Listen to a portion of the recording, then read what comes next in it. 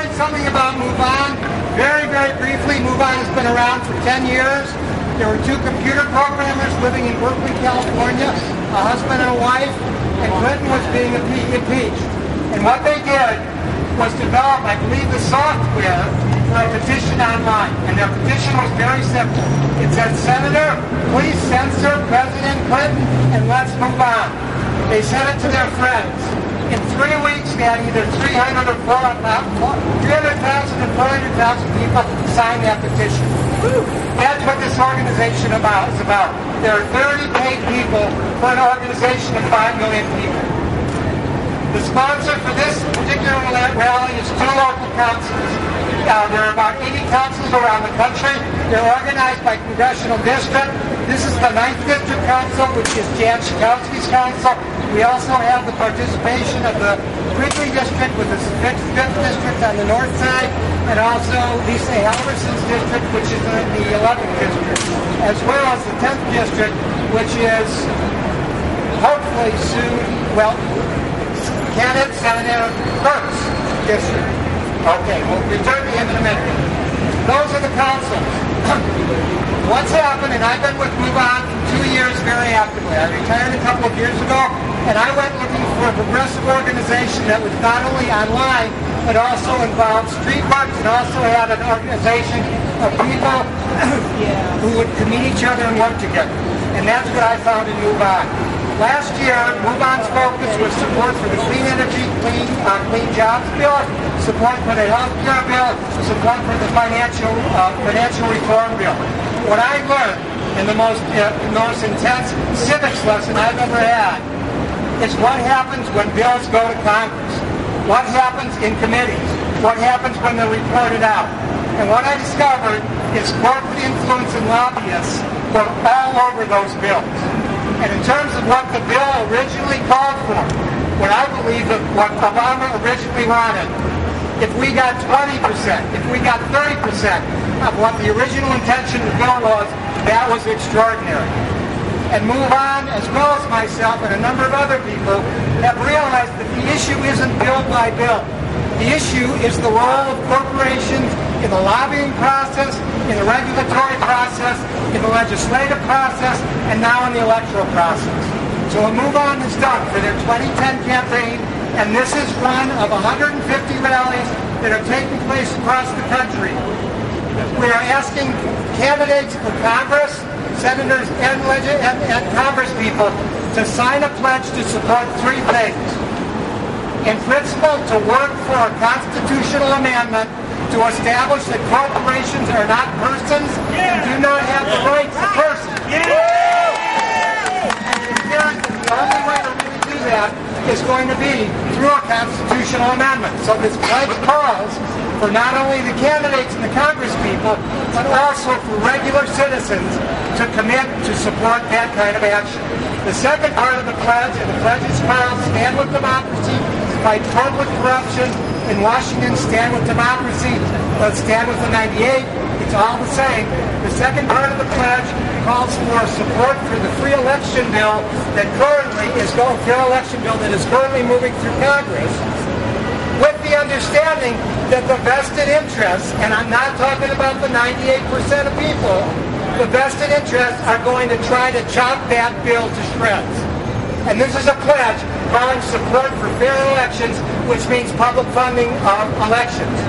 So that we don't have people out in California who are spending millions of their own private money to buy a Senate seat.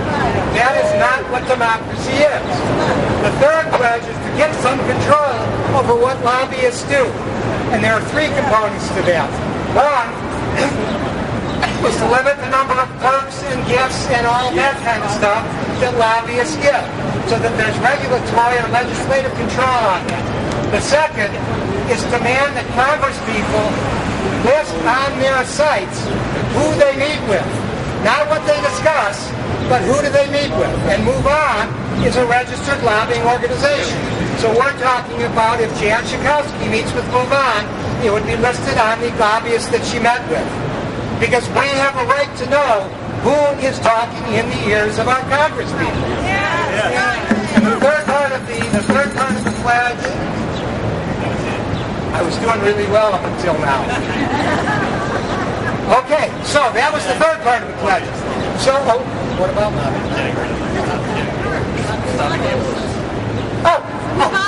Big deal. The revolving door.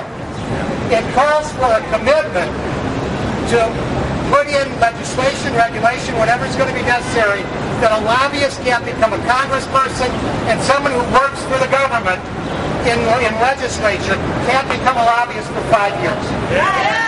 Because they're revolving doors too. Okay, so that's the pledge. At this point, 25 congresspeople, 25 Democratic or Republican candidates or congresspeople have signed the pledge. In our area here, I'm pleased to say that Alexei Giannoulias was one of the first to sign the pledge. Mark Kirk and Dan Seal's opponent have failed to even engage us in discussion about the pledge. Durbin and Schakowsky and Halverson are in the middle of sincere and serious negotiation, and we are absolutely hoping that they will sign the pledge. Philosophically and politically, we fully expect that they will, but that's what's happening. Mark Kirk will never sign this pledge because that's not who he represents. And part of this rally is to make clear that Mark Kirk is not willing to stand with democracy and make a commitment to returning the balance to electoral legislative politics in the United States. That's right. Can I hear a cheer? Yay!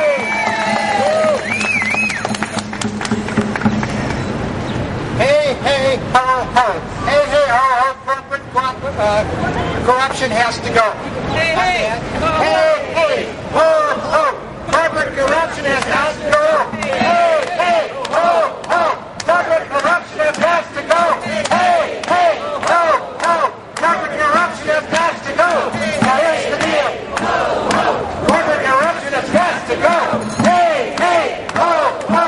Corporate corruption has to go. Hey, hey, ho, ho. Corporate corruption has to go. Very cool, very cool. For those of you who have just joined, again, I want to say a sincere and heartfelt thanks for coming out here, because I learned this through the Obama campaign. The only way we affect change that represents the other 98% is by coming out and getting personally involved. Petitions online are good, and we do a lot of communication that way. And one of our, actually it was Jan Schakowsky, said that if she gets 2,000 signatures on an online petition, she takes notice of what the petition's issue is. So that's very important. But what I would suggest to you is what's more important. In the same way that we were able to move on, in particular, was able to mobilize over 1 million people to ring doorbells for Obama. Before this is over, we are going to have to hit the streets. The most immediate purpose of this entire campaign, the 98% campaign, is to get this issue into the debates for the fall elections. To get this issue into the debates for the fall election. So some of the things that we're going to be doing is organizing teams to go to rallies that people are holding so that we can say, Senator candidate Kirk, what's your position on the Stand with Democracy campaign? And we can ask Jan Schakowsky, what's your position on the Stand for Democracy campaign? My name is Lisa Graves, and I'm the Executive Director of the Center for Media and Democracy. We're a national watchdog group that helps fight spin and monitors corporate influence, their undue influence on our elections. We have a website called sourcewatch.org. I hope you'll go to it, because at sourcewatch.org you can find out information about the corporations that are exercising undue influence on our democracy and harming our air, our water, fighting against healthcare reform and financial reform, and otherwise undermining our democracy. So I want to say I'm here to help join in the effort to amend the Constitution to respond to and redress the Supreme Court's decision in the Citizens United case. In that case, 5 men on the United States Supreme Court, 5 guys, 2 of whom were appointed by President George W. Bush, said that corporations are a disadvantaged class. They are people who need protection. They're people, on the boards of the Supreme Court. They're people who should have the right to spend unlimited money in our elections based on their profits and from their corporate treasuries. I'm here and I'm joining Americans across the country to say no. That decision is wrong. Corporations aren't people. Money isn't speech, and we've got to take back our democracy. Because corporations, they don't eat, they don't breathe. Corporations don't care about how hot it is. They don't care about working conditions. They don't care about anything except for what the law requires and what affects their bottom line. We do, though. We care whether our water is clean, whether our air is healthy, whether working conditions are safe, whether people are paid their full and fair wages, and whether there are fair opportunities for all Americans. So that's why we're coming together to support groups like Move On, People for the American Way, Public Citizen, and my organization, the Center for Media and Democracy, along with our partners at MoveToAmend.org, to stand up and say we've got to amend the Constitution, we've got to come together to do it, and this is a long fight, but we've got no choice but to take on these corporations and restore our democracy. My name is Jacob Hoig. I'm a member of the Illinois 9th District Council of MoveOn.org, and we're holding a rally here today at the Thompson Center in downtown Chicago. The purpose of this rally is to make people aware of the issue of corporate influence in our politics, what the corporation's money can buy, and how they get their way, and us, the other 98%, don't get it. So this is for the other 98% that can't afford to buy a congressman, that can't afford to hire a lobbyist. And what we've done for this campaign is that we've asked people, politicians, community leaders, and individual citizens to sign a pledge. That pledge has three parts. The first is to work toward reversing the Citizens United Supreme Court case, which provided unlimited spending by corporations on elections, and work toward amending the Constitution to take away those First Amendment rights to corporations.